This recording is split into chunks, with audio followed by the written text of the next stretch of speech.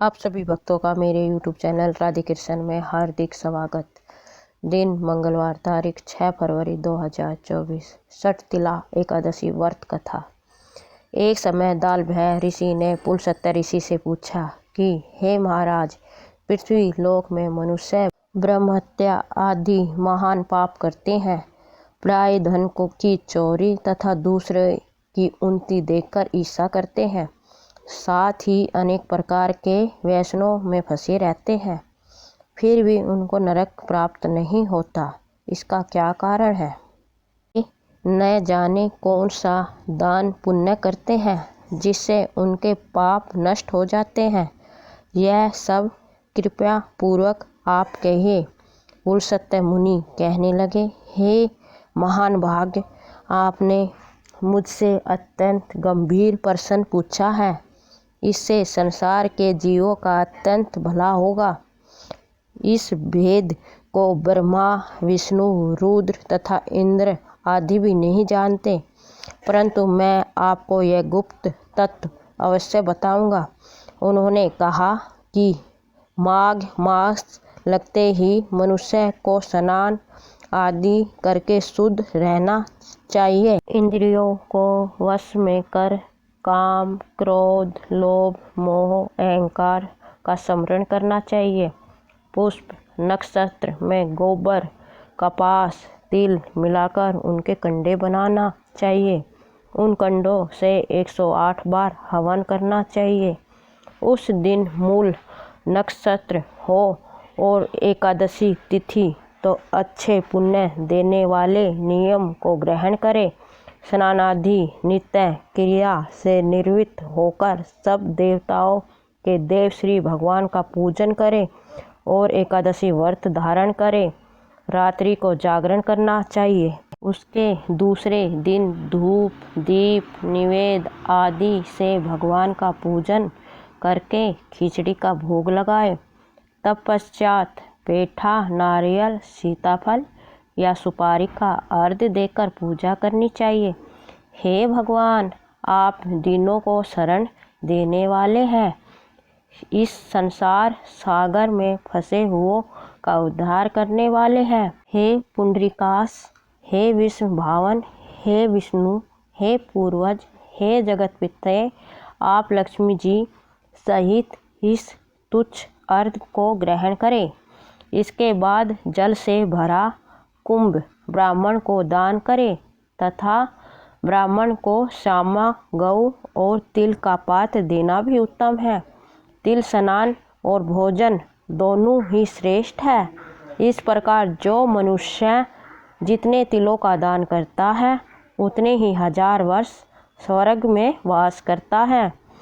तिल स्नान, तिल का उपटन, तिल का हवन, तिल का तर्पण, तिल का भोजन और तिलों का दान, यह तिल के 6 प्रकार हैं। इनके प्रयोग करने के कारण यह षटतिला एकादशी कहलाती है। इस व्रत के करने से अनेक प्रकार के पाप नष्ट हो जाते हैं। इतना कहकर पुलस्त्य ऋषि कहने लगे कि अब मैं तुमसे इस एकादशी की कथा कहता हूँ। एक समय नारद जी ने भगवान श्री विष्णु से यही प्रश्न किया था और भगवान ने जो षटतिला एकादशी का महत्व नारद जी से कहा सो मैं तुमसे कहता हूँ।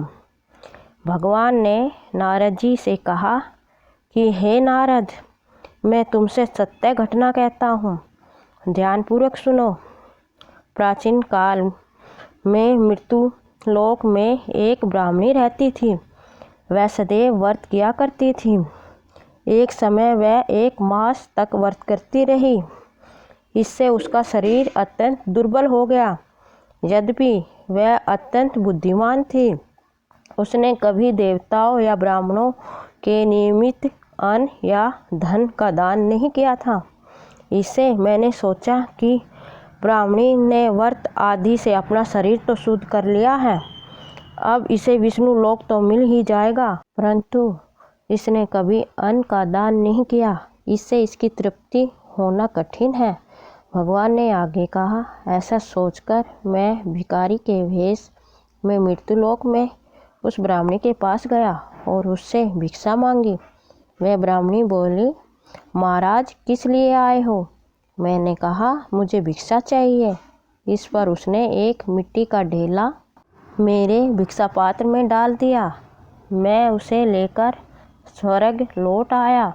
कुछ समय बाद ब्राह्मणी भी शरीर त्याग कर स्वर्ग में आ गई।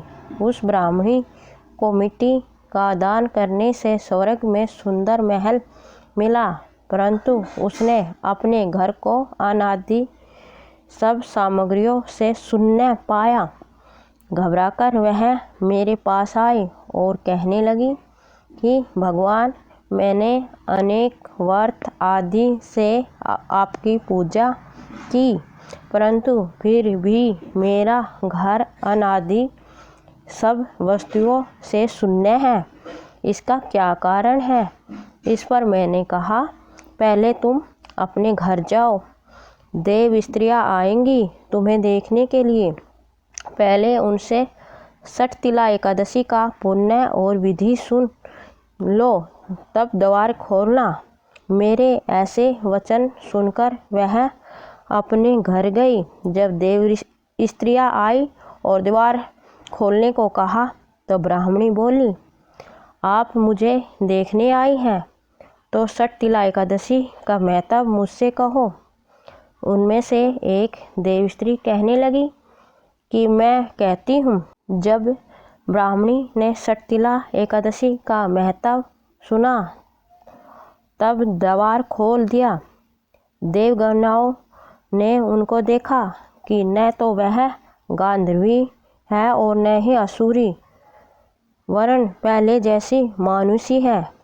उस ब्राह्मणी ने उनके कथा अनुसार षठ तिला एकादशी का व्रत किया। इसके प्रभाव से वह सुंदर रूपवती हो गई तथा उसका घर अनादि समस्त सामग्रियों से युक्त हो गया। अतः मनुष्य को मूर्खता त्याग कर षठ तिला एकादशी का व्रत और लोभ न करके तिल आदि का दान करना चाहिए। इससे दुर्भाग्य, दरिद्रता तथा अनेक प्रकार के कष्ट दूर होकर मोक्ष की प्राप्ति होती है। पूजा का शुभ मुहूर्त। 6 फरवरी को भगवान विष्णु की पूजा का शुभ मुहूर्त सुबह 9:51 से दोपहर 1:57 तक है। षठ तिला एकादशी व्रत पारण का समय। षठ तिला एकादशी व्रत के पारण का समय 7 फरवरी 2024 को सुबह 7:06 से सुबह 9:18 तक है। षठ तिला एकादशी पर तिल के बेहद आसान और चमत्कारी परिणाम। माघ मास में कृष्ण पक्ष की एकादशी तिथि को षठ तिला एकादशी मनाई जाती है। धार्मिक मान्यता है कि इस दिन भगवान विष्णु का पूजन और व्रत करने से धन लाभ होता है। इस दिन पूजा में तिलों का प्रयोग करने से ज्ञान और धन की प्राप्ति होती है। तिल में धन की देवी महालक्ष्मी का वास माना गया है। इस दिन भगवान कृष्ण को फल, फूल, गुड़ और तिल की मिठाई चढ़ाकर पूजा की जाती है। पद्म पुराण के अनुसार इस दिन उपवास करके तिलों से ही स्नान, दान, तर्पण और पूजा की जाती है। हर साल में 24 एकादशी के व्रत आते हैं। माघ माह में षठ तिला एकादशी का व्रत 6 फरवरी 2024 को मंगलवार के दिन किया जाएगा। षठ तिला एकादशी के दिन भगवान विष्णु की वैकुंठ रूप में पूजा अर्चना की जाती है। षठ तिला एकादशी पर तिल का विशेष महत्व बताया गया है। इस दिन तिलों का प्रयोग बेहद फलदायी माना जाता है। इस दिन ओम नमो भगवते वासुदेवाय मंत्र का यथाशक्ति जाप करना चाहिए। 6 प्रकार से तिलों का उपयोग किया जाता है।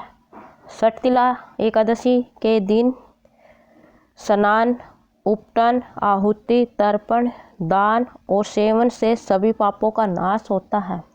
तिलों के इन उपयोग के करने से ही एकादशी को षटतिला एकादशी कहा जाता है। षटतिला एकादशी व्रत में तिल का प्रयोग करने से सुख और सौभाग्य बढ़ता है। माघ महीने में सर्दी होती है, वहीं तिल की तासीर गर्म होती है, इसलिए तिल को स्वास्थ्यवर्धक भी माना गया है। इस व्रत में तिल का प्रयोग करने से सेहत भी अच्छी रहती है। षटतिला एकादशी तिल का प्रयोग। अगर आप षटतिला एकादशी का व्रत रखते हैं तो उस दिन प्रातःकाल नहाने से पहले तिल का उपटन शरीर पर लगाएं, उसके बाद ही स्नान करें। तिल के इस प्रयोग से आपको सेहत संबंधी फायदे देखने को मिलेंगे। नहाने के लिए तिल में मिले हुए पानी का प्रयोग करें। इसके लिए आप किसी बाल्टी में पानी भर लें और उसमें तिल मिला लें, फिर उस पानी से नहाएं। ऐसा करने से भगवान विष्णु की कृपा से आपके जीवन में सुख सौभाग्य बना रहता है। षटतिला एकादशी व्रत की पूजा के समय भगवान विष्णु को तिल से बने खाद्य पदार्थों का भोग लगाएं। ऐसा करने से भगवान विष्णु प्रसन्न होते हैं और मनोकामनाओं को पूरा करते हैं। इस दिन व्रत करने वालों को भी तिल बने खाद्य पदार्थों को फलाहार में शामिल करना चाहिए। पीने के पानी में भी तिल मिलाकर पीना चाहिए। षटतिला एकादशी का व्रत रहने वाले व्यक्ति को शरीर पर तिल का तेल से मालिश करनी चाहिए। ऐसी धार्मिक मान्यता है कि तिल के इस प्रयोग से सेहत को लाभ मिलता है।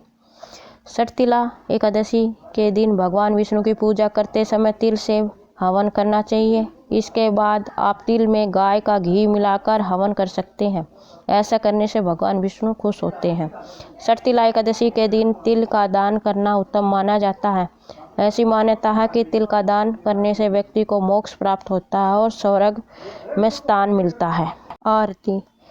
ओम जय जगदीश हरे, स्वामी जय जगदीश हरे।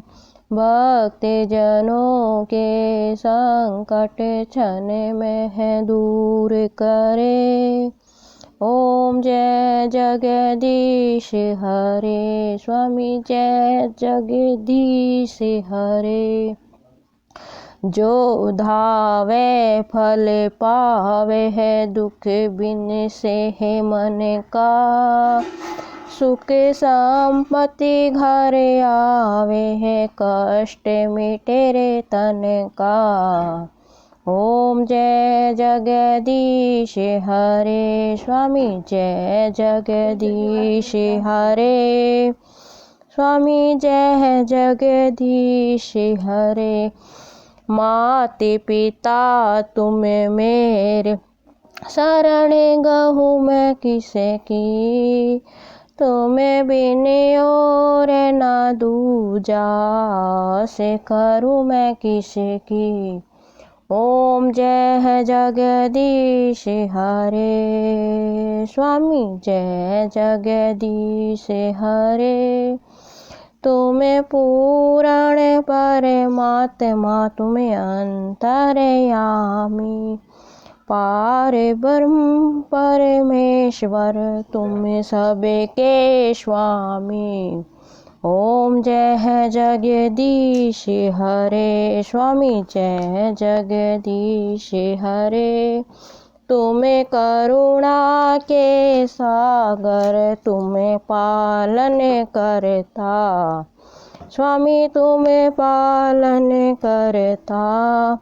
मैं मूर्ख खल कामी, कृपा करो रे भरता। ओम जय जगदीश हरे, स्वामी जय जगदीश हरे।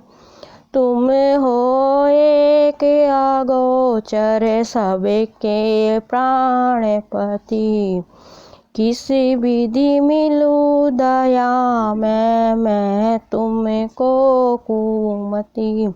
ओम जय जगदीश हरे, स्वामी जय जगदीश हरे। दीन बंधु दुख हरता तुम्हें ठाकुर मेरे, अपने हाथ उठा ओ द्वार पड़ा मैं तेरे। ओम जय जगदीश हरे, स्वामी जय जगदीश हरे। विष विकार मिटाओ पाप हरो रे देवा, सरदा भगति बढ़ाओ संतन की सेवा। ओम जय जगदीश हरे, स्वामी जय जगदीश हरे, स्वामी जय जगदीश हरे। सब बोलो विष्णु भगवान की जय, लक्ष्मी नारायण भगवान की जय। आपको मेरा वीडियो कैसा लगा कमेंट बॉक्स में ज़रूर बताएं। मेरे वीडियो को लाइक शेयर व सब्सक्राइब करें। धन्यवाद।